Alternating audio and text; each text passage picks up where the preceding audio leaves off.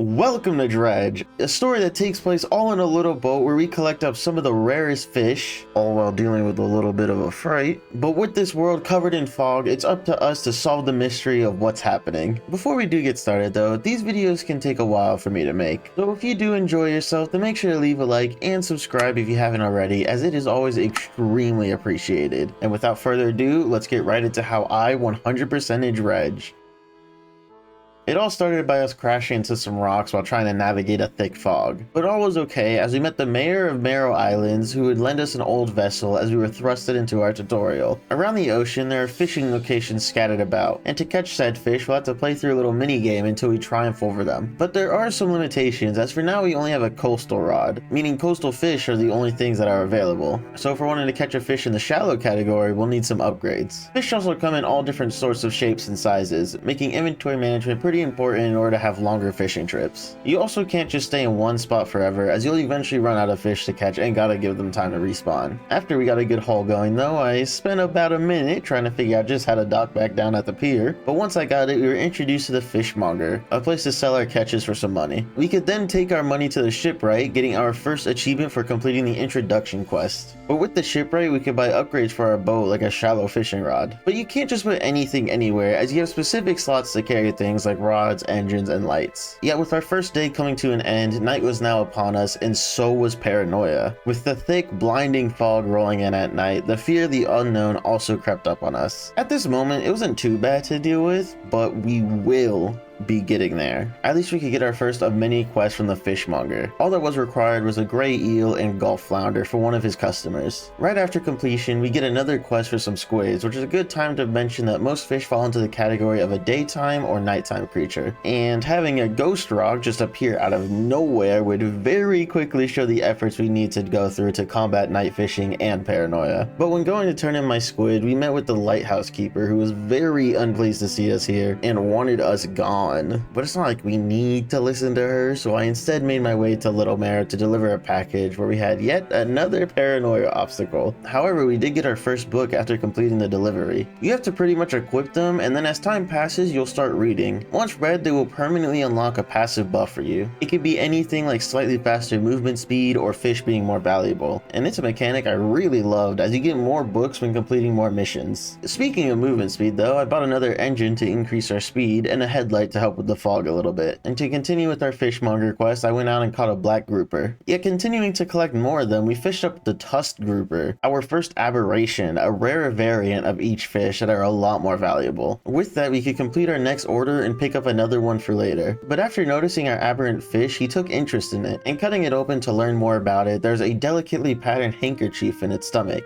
Obtaining said item would drag the eyes of a random man telling us to meet him on Blackstone Isle. So we made our way to the neighboring island and met with the collector. I handed the handkerchief to him, and he shares that it's actually a lost relic from a boat that existed many years ago. For turning in the cloth, we got some dredging equipment, and every time we turn in one of these lost relics, he'd give us something else in return. Each of the main islands have a relic, so I started at the Marrows to find our next one, where we got to test out our new dredging equipment. With it, we can explore some lost wrecks to find a lot of artifacts, but more importantly, other resources like scrap metal and wood. We also had our next paranoia run-in while heading back around as a shadow ship mirage thing began chasing us down. Thankfully, it left us alone as we got closer to the docks, although it was still terrifying. Now, the reason why resources were so important is because it's what we use if we're wanting to upgrade this little dinghy we're sailing on. With that, we got down our first crab pot for our quest and also found a research part. These things can either be collected or gifted when you complete a quest and are used to unlock all the other upgrades we need. But with a little more searching around, we eventually found a shipwreck that contained our next relic. So back to Blackstone we were, as we got the achievement for handing over the key. And after remembering a few words from his Crimson book, we unlocked the haste ability. It's pretty much a little thruster we can use for more movement. But the more we use it, the more heat our engines would build up, so we do need to be a little cautious. Although with it we could grab another achievement for keeping the heat meter above 50% for 10 seconds straight. But it is so easy to just forget to let go of the button and burn out one of your engines. So this whole time I'm trying to explore new land and I'm moving slow as hell. And while trying to look around more, I accidentally burned out my other engine. So our safe return back to Marrow Island didn't seem too guaranteed. Just don't start swimming at me. God damn it. God damn it. Oh, what are you about to do to me? Stop it, go away. Oh! What the hell? I didn't think. Oh, god damn it.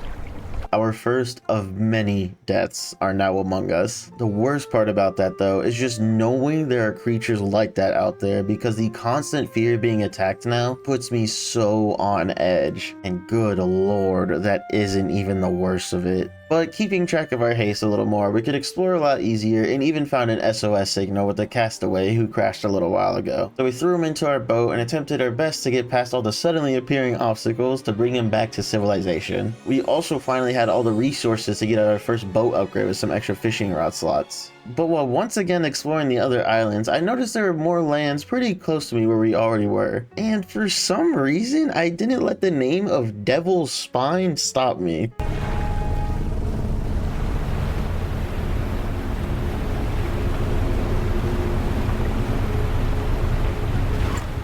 No way, no way, no way, no way, go away, go away, go away, go away.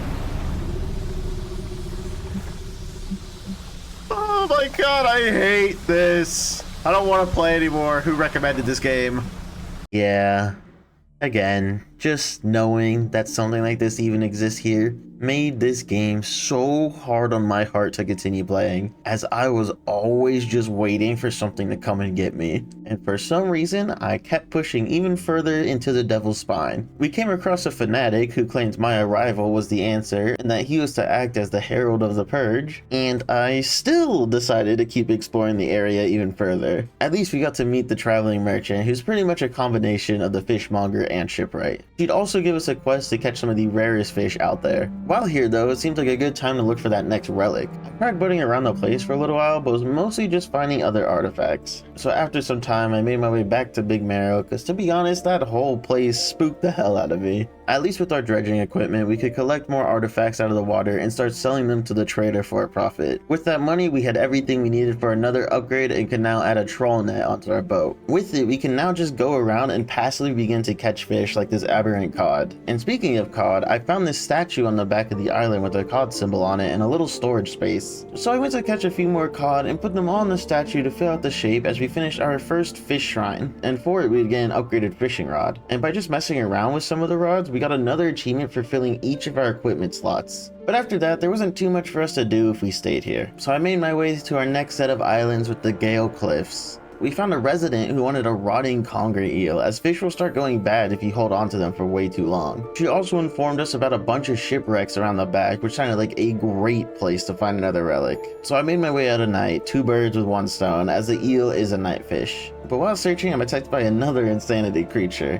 which may have caused me to panic just a little and crash into all the surrounding rocks. So instead, I see what I can find while it's day. But the night creeps up on us quickly. Yet, as I'm racing back to a dock, I burn out one of my motors. So now that we're slowed, going insane, and I'm panicking a little, I burn out my other motor.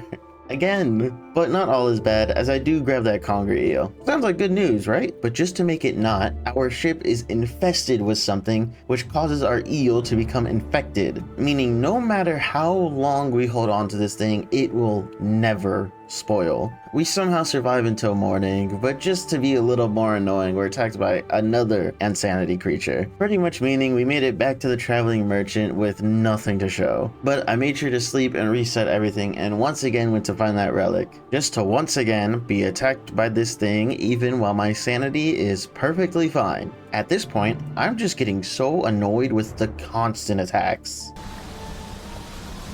Get fucking attacked by something else. Oh, god damn it! I don't even want to play this fucking game anymore. Oh my god!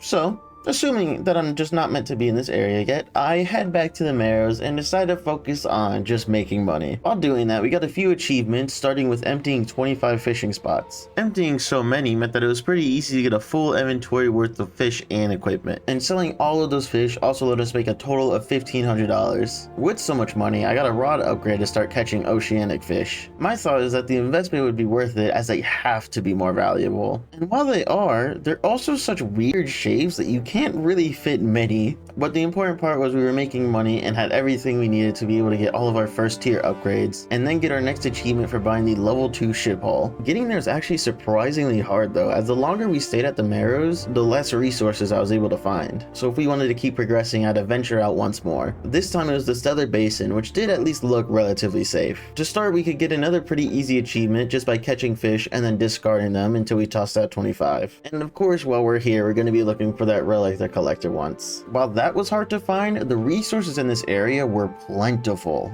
We were absolutely loaded on them, and at this point just needed fish for some money, which got us the achievement for collecting 250 fish and easily getting a level 3 hull. Afterwards, we found a researcher and collected our next quest to just capture a few of the fish for her to study. Completing the first part, we got a rod allowing us to fish in abyssal zones, opening up a lot more fish to also complete the second part of our quest.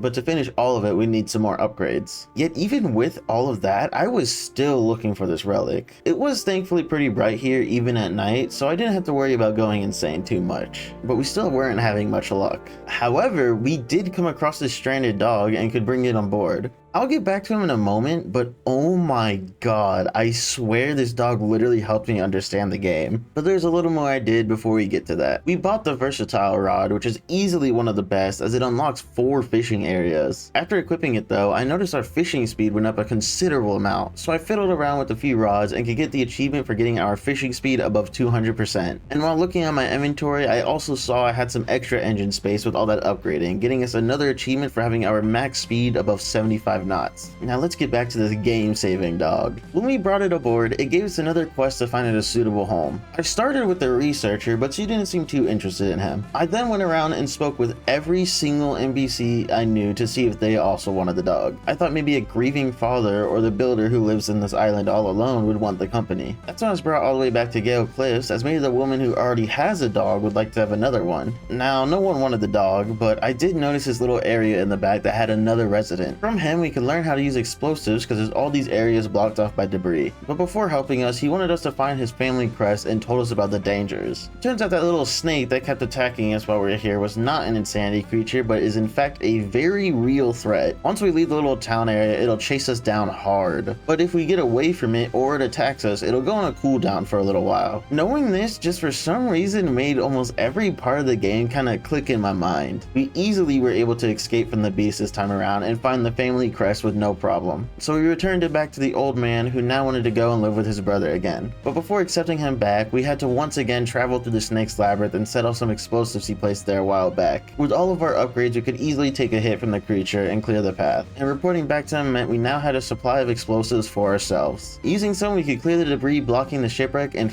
finally found our next relic with the music box. With it in hand, we raced back to Blackstone and got an achievement for turning the box in. For our efforts, we got the manifest ability, which would allow us to teleport back to Blackstone from anywhere. But one of the reasons I was struggling so much before this is because I thought you could get the relics if you just looked for them, but it turns out you have to do them in a specific order. Knowing that now really helped with progression, but I would have never figured it out if it wasn't for that dog bringing me back to Gale Cliffs. Now over time, we got enough research parts for the bottomless rod, which unlocked a lot more in terms of fish, and the basin was again our place of interest. When helping the researcher before, she gave us this generator that scares off a monster that inhabits the area. With it gone for now, we could easily fish out the lost ring relic. We could also catch the other fish needed to finish the researcher's quest line. And it turns out she was the one who wanted the dog to begin with, but she didn't say anything because I forgot to take the dog out of my storage box. But now with the ring in our possession and manifest, we got our next achievements for teleporting over a long distance back to Blackstone, and also for handing over the ring. Or we unlocked Banish, our first actual defense system. Now when something comes to get us, we can activate it, which provides us with some protection for a few seconds and scares everything away, but it does have a pretty lengthy cooldown afterwards. While doing all of that, I've also been making sure to check my crab pods until we got the achievement for trapping 100 crabs. But our next place of interest with our relic now is the Twisted Strand, a very clustered and cramped mangrove jungle. There's a crashed plane here that held a mortar part, but more importantly, there's a dock where an airman could be found. He told us that him and his crew crash landed here a while back, but one by one, his crew was picked off by these creatures they call mind suckers. After that, we got a quest to help him take his revenge on them. I didn't know where to start looking for the relic, so I thought that helping him couldn't hurt. We first needed to find the other part of the mortar at another crash site, but we were also finding a really good amount of research pieces, getting us the achievement for learning all of the fishing rod blueprints. Back to the mortar though, the airman can now shoot the mind suckers dead with it, but we first needed to get them into the traps so he wouldn't miss. To make the bait, we needed to grab a few of the fish that lived here so that he could grind them up into a paste.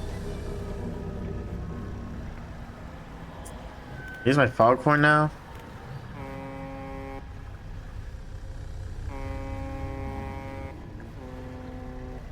Oh. There we go. Nice.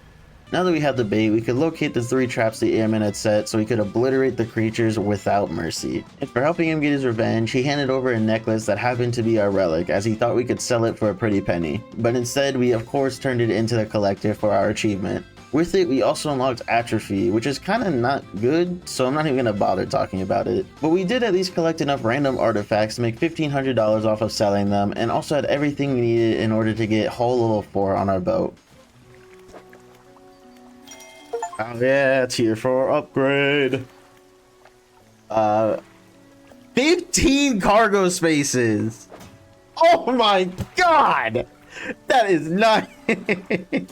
Good lord, having all that space is just mwah. But we'll still need to be collecting resources because it is one of our best ways for getting the research pieces we needed. The upgrading also unlocked enough light spaces, which gave us the achievement for having a light strength of 3,000 lumens. But with that, we had our last relic located back at the Devil's Spine. We had another run-in with the lunatic who actually held on to our relic, and if we wanted to get it back, we would need to complete his ritual by filling these 3 shrines with specific fish. So let's go over the dangers of the spine. It's all about these little lava fish, as while they're on you, they'll slow you down a good bit. During that time is when they'll call over this big Bertha looking fish to come and finish you off. If a lot of these fish do get on you, they will be impossible to outrun. But with Banish and careful maneuvers, it's actually a surprisingly easy area to deal with. So for our first shrine, we caught a ghost shark and a pale skate to grab our first of 3 fathomless flames. Shrine 2 just required 2 of any aberrated fish, which we got pretty lucky with finding 2 of them back to back. And for the final shrine, we just needed to place down a few traps until we found the spider crab and squat lobster to collect our last flame. We could then light the 3 statues the lunatic worshipped, and as he went through his own part of the ritual, he burned himself alive, leaving nothing but the pocket watch relic in his ashes. And just like everything else, we brought the watch to the collective for our achievement, but this time we didn't get anything in return. Instead, our last venture would be one he joined us on. But when going to do it, I was prompted that we are entering the final phase of the game and my progress will not be saved. So it seems like a better idea to do all of the random stuff that we had left before doing what sounds like erasing our progress just to see the ending. Although something stood out to me that seemed a little weird. We were technically at the end of the story now and still had a lot of achievements left to do. After doing a little digging, it turns out that 20 of these 60 achievements are locked behind 2 DLCs. So here's the deal, I can't justify buying the game and both DLCs. So if this video does at all well, or if I ever make more than 21 cents, then I will absolutely make a part 2 of this and 100% the rest of the achievements. Because no matter how stressful this might have been, I have actually loved my time spent playing Dredge. So with that, let's get right back into all the random stuff I still needed to do. All of it started with this crazy ass luck we got picking up 4 research pieces in a row, but that luck wouldn't stick around. So I got a little information from a viewer, because I stream all these videos over on Twitch, that we can actually buy research pieces from the traveling merchant. It does require a bit of money to do though, so it sounded like a pretty good time to catch every single fish in the game. We've already been making some pretty good progress, so there weren't too many left for us. Starting in the Marrows, all we needed was the sailfish to complete that area. Moving on to Gale Cliffs, we caught the sturgeon, rock, and decorator crab, which we could use to complete the fish shrine in this area. And the last thing was the devil ray. Into the basin, we fished up the barrel eye, fangtooth, hammerhead shark, crown of thorns, blue crab, and spiny lobster for last. The twisted strand held the blackfin tuna, surgeonfish, tarpon, horseshoe crab, and the giant mud crab. Another thing we've been doing during all of this is using our telescope to see the categories of all the different fish. And once we made it to the devil's spine, we got the achievement for looking at every type of fish with our spyglass. And the only things we needed here was the volcano snail and cusk eel. By catching all these fish, we've gotten all the money to to research all of the different engines. And sticking around to grind even more money out, we got the achievements for also researching all of the nets. We'd need that for the open ocean, as some of them are only obtainable with a net like the anchovy. With that, we could collect the rest with the snake mackerel, rat tail, scarlet prawn, and ocean sunfish, as the most stressful one was left for last. No victims could be found? Oh my god! Oh my god. That scared me so badly. I have no idea what just happened, but I accidentally used my ability. So I guess that works out. Oh, what the fuck is that?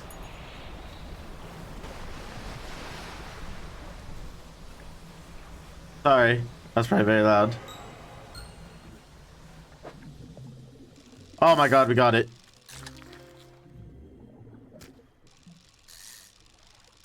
I just really didn't get the achievement. Oh my god, we got the thing as well. That's so fucking huge.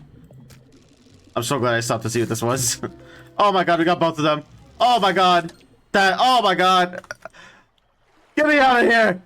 And the moonfish concluded our normal fish, but getting lucky by also finding both aberrations would also be so convenient for the future. Although you might have heard me say that we didn't get the achievement. That's because there is one more class of fish called exotics. It's quite the name, and it sounds like finding these guys will alone take a few hours. But we actually found the first one within 30 seconds. That's not just because I got lucky, it just turns out that these guys aren't at all rare and instead just spawn in really specific locations. The one at Gale Cliff was pretty cool, being hidden behind a waterfall where we could find the oarfish, but the exotic in the Devil's Spine just required us to blow up some rubble, and the coelacanth was ours. And the Twisted Strand was the exact same, as we fished up the Goliath tigerfish and got the achievement for collecting every single fish. While heading to the Devil's Spine though, we found a random pier, and docking down, it gave us the achievement for visiting every dock. Also, when turning in these exotic fish to the merchant, we'd get some research pieces in return, and eventually got the achievement for researching all of the crab traps as well. Afterwards, there were a few things we could do in this strand, like finally collect 150 fish with our net, which we have been trying to do for a while now. Eventually we began going insane, and some birds started attacking us and stealing our fish. So our next achievement would be using Banish on 10 different threats. And the last thing for now is to take some fish to the airman for more bait in order to get the achievement for attracting 3 different types of fish to one spot by throwing it overboard. Next up was completing every side quest in the game. We again already had a lot of them done, so the last ones we needed was to fish up some stone tablets at the spine. After turning a few of them into the trader, he fixed them all together to create another larger tablet. So back to the spine, there was a broken down lighthouse where we could use a tablet to open the door to finish that quest line. And the last 4 quests all came from the 4 different hooded figures that asked for 3 specific fish to satiate their hunger. And after turning in the last fish, the achievement for finishing every quest was now ours. And the last simple thing we had was to finish all the fish shrine puzzles, with the one in the Twisted Strand just needing any aberrated fish, and the basin requiring each of the different sharks for the achievement. With that, we now had our last thing left before going back to Blackstone and finishing the story. And what that would be is catching every single aberration for every single fish, which sounds absolutely dreadful, but it's actually extremely easy. Thanks to chat, I found out that atrophy is actually really good. You see, when it was first explained by the game, it sounded like what it does is empty a fishing spot, but in turn kills all the fish, and then that spot will never respawn after. But instead, what it actually does is if you use it on a fish that you've already discovered, then you are 100% guaranteed to find an aberration in that pile. So we just went around the map and caught all of the different aberrations that we were missing out on like this, and it surprisingly didn't take too long to finish. But there was a little bit of an obstacle with the crabs. We can't use atrophy on crab traps, so we just gotta hope to get lucky when checking them. Each of the different areas all had crabs we needed to discover, but by just constantly sleeping to pass the time and checking the traps in the morning, they were also pretty easy to find. The real challenge of this was actually the jellyfish. We can only find this fish at night with our trawl net, meaning my max chance to get an aberration was 3% with each catch. On top of that, there were other fish I could collect in my net, and the jellyfish, while not super rare, was by far the rarest in that loot pool. And because we can't exactly make netting any faster, this is just about the only thing we could do.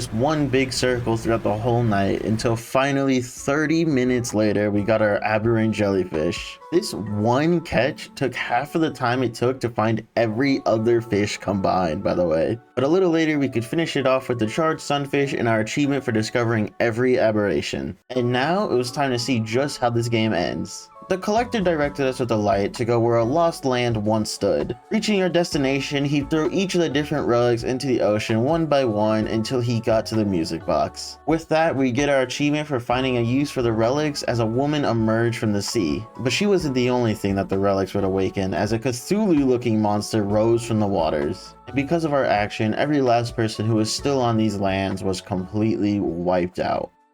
But that's not the only ending. If we go to the lighthouse keeper, we can ask her about the crimson book that the collector holds. Now, talking to the collector again, we had the option to talk about the book until we eventually took it for ourselves, revealing that the collector has been a part of our imagination the entire time, as the woman from the ocean was our wife who passed away, but clearly trying to revive her only led to destruction. Now that we had the book though, we could bring it back to the lighthouse keeper. She'd now be the one to direct us where to go with her light, and after fighting with ourselves for a little while, we eventually tossed the cursed book into the water, getting the achievement for ridding this world of its torment and getting every other achievement. The book being gone also meant our personal protection was too, and the Leviathan from before consumed us whole, lifting the fog that has plugged these waters as we made it to the good ending. And that, my friends, is how I 100%ed the base game of Dredge. Thank you all for watching.